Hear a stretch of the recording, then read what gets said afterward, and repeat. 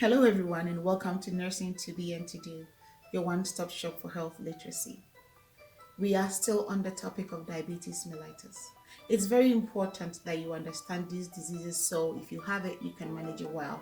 That's the goal of this channel, health literacy, bringing health education to people's homes and to viewers like you. So please listen up and listen carefully. We covered type 1 previously. Today is type 2. And according to CDC, diabetes mellitus affects over 37 million people in the United States alone. And several are walking around undiagnosed, so do not even know that they have the disease to be able to manage it.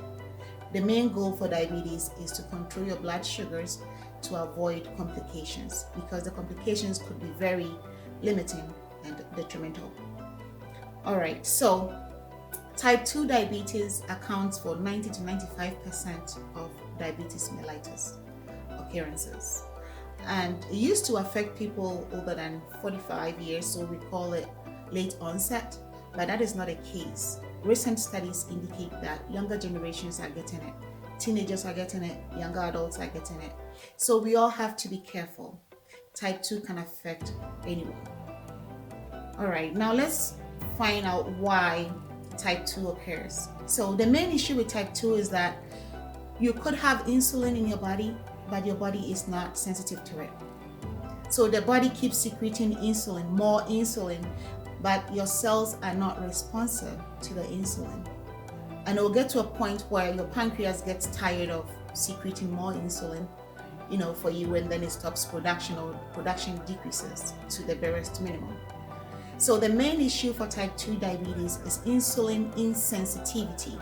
Even though you have sugar in your bloodstream, that needs insulin to be able to push it into the cells for your mitochondria, or the powerhouse of your body, the cells, to metabolize it, generate energy for you to use.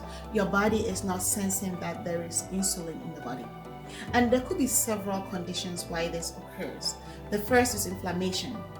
When you have so much inflammation in your body, it throws off the body's signal and it's not able to sense the secretion of insulin in your body.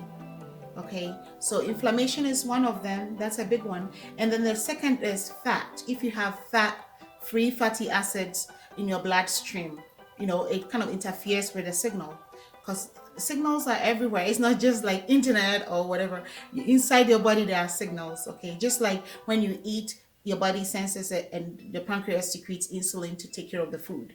The same way, when the insulin is secreted, there should be signals sent to the insulin that, hey, we need you here. This is where the glucose is, and you need to be working on it to generate energy for this person to use.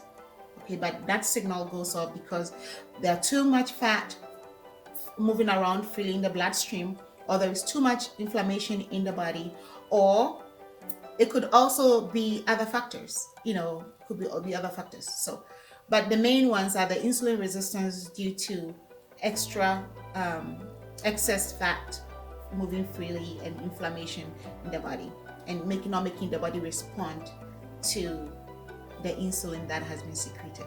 The main signs, for you to know whether you have a condition like that going on, is to check your body to see if you're having any weaknesses or any unintentional weight loss, like you're losing weight but you don't know why, or you're having frequent infections, especially urinary tract infections, like common infections. You should get checked out. Some people don't even have any signs at all, so it wouldn't hurt for you to ask your doctor to do a hemoglobin A1C lab work when you're doing your annual lab work. And if the hemoglobin A1C is greater or equal to 6.5%, that means you do have diabetes mellitus, or your metabolism for glucose in your body is impaired. Okay, so anything 6.5% or higher is indication that you have some impairment in the aspect of glucose metabolism. All right, so thank you for watching. I'll come your way again next time with type 3.